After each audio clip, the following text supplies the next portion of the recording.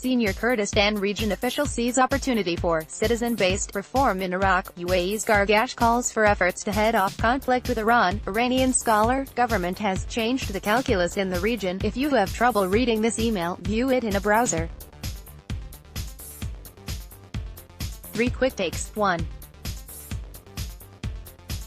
Senior Kurdistan Region official sees opportunity for citizen-based reform in Iraq. Follow Mustafa Bakir, senior foreign policy advisor to Iraqi Kurdistan Region President Netchervan Barzani, said that Iraqi Kurdistan supports the legitimate demands of the protesters and the Iraqi government's reform plan, as long as it's serious. In an exclusive interview with Al Monitor in Doha, Bakir, who previously served as foreign minister to the Kurdistan Regional Government (KRG), spoke about how the Kurds' own experiences of frustration and disappointment with the Iraqi government since 2003 allow them to sympathize with the demonstrators' demands to devolve and share power more equitably. Here are some highlights of our conversation. On the demonstrations, we are against the use of violence against the demonstrators. We need to make sure that there is a trust between the public and the security forces, because the security forces are there for the sake of the people. We can't have a republic of fear again, referring to Saddam Hussein's regime. It's already been overthrown. On reform, there is an opportunity for people in power today, first, to be very clear in fighting corruption, in ensuring transparency, and delivering services. And that whole program should be focused and centered on citizens, a citizens-based program so that people could see the values. On the Iraqi government, the problems we see today are the accumulation of problems of the last 15 to 16 years, non-implementation of the constitution, not addressing the demands of the Kurdistan region, not addressing the demands of the Sunnis, not addressing the demands of the Shia and all the other groups.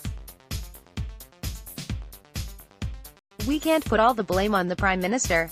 The Prime Minister was a compromise candidate who all the groups supported. He doesn't have a power base. We should have been his support.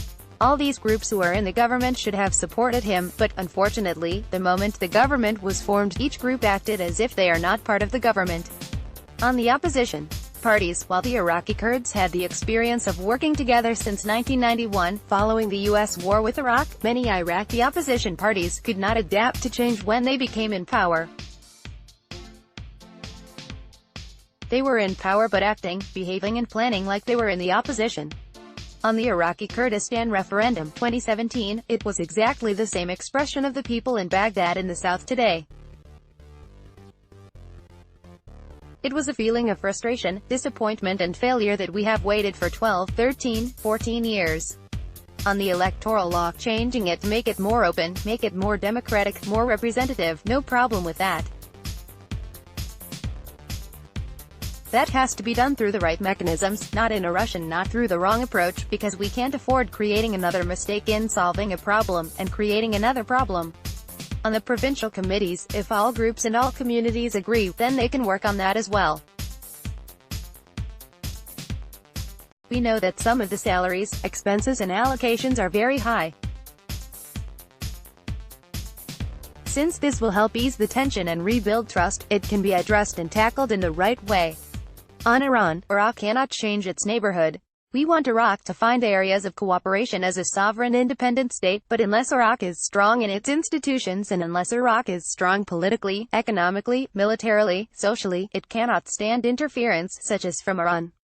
Arctic, Iraqi Kurdistan has positioned itself as a key broker of what happens next in Iraq, an amazing turnaround from just 2 years ago, when Iraqi government troops backed by Iran seized Kirkuk and other disputed areas in response to the Iraqi Kurdistan referendum. Iraqi Prime Minister Adel Abdul Mahdi needs the support of the Kurds more than ever. This gives the KRG an opportunity to shape the reform process. It also gives the KRG leverage to address long-standing differences with Baghdad over oil resources, revenue sharing and governance in disputed territories. 2. UAE's Gargash calls for efforts to head off conflict with Iran. UAE Minister of State for Foreign Affairs Anwar Gargash called for dynamic diplomacy to head off a conflict with Iran in a speech this week at the Abu Dhabi Strategic Debate, sponsored by the Emirates Policy Center. Highlights of the speech: this new regional order also requires a strong regional multilateralism that can support the peaceful resolution of disputes. I believe there could be a path to a deal with Iran that all parties might soon be ready to embark on. On Yemen, an agreement must take account of the legitimate aspirations of all parts of Yemeni society.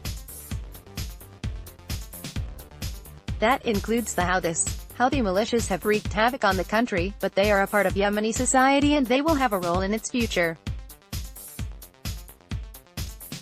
U.S. Ambassador, only solution is a political solution. In his first public remarks as U.S. Ambassador to the UAE, John Ricolta told The National, "We are working very closely with the UAE to try to convince Iran that the only solution is a political solution," adding that, "The President of the United States has made that abundantly clear over and over and over again that the only solution is a political solution.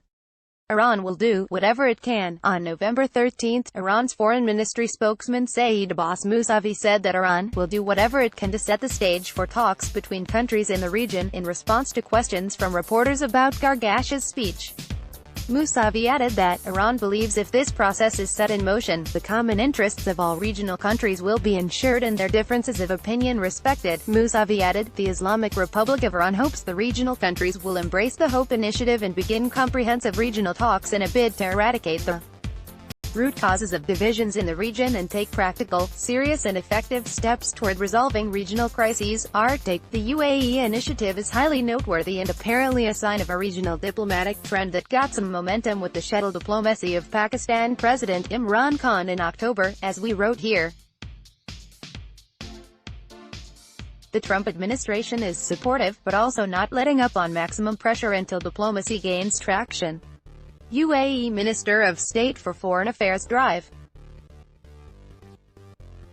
Anwar Gargash and participants, including Andrew Parasalidi, pose at the Abu Dhabi Strategic Debate in November 10, 2019. Photo courtesy of Emirates Policy Center. 3.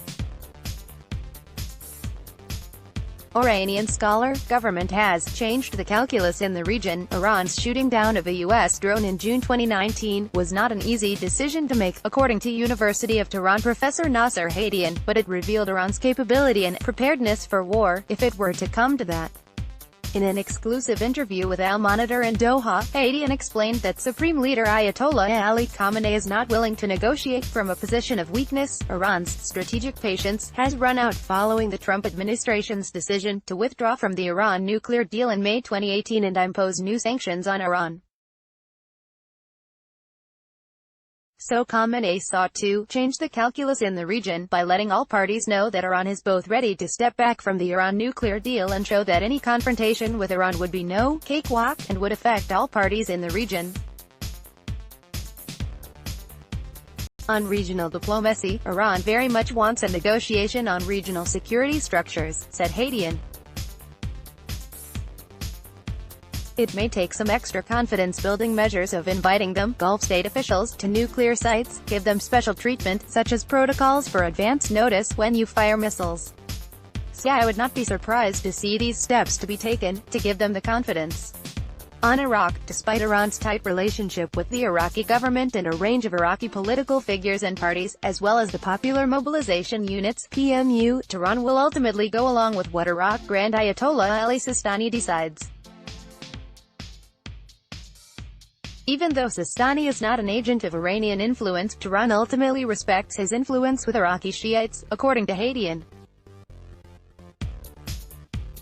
When Sistani decides about something, Iran will not oppose it, said Hadian. Although they may not like it, they would go with the decision. One other cool thing, occupation in Beirut. For people who grew up in Beirut, even a fleeting glimpse of the infamous dome-like structure next to Martyrs Square evoked feelings of discontent and anger, writes Ewan Ward from Beirut.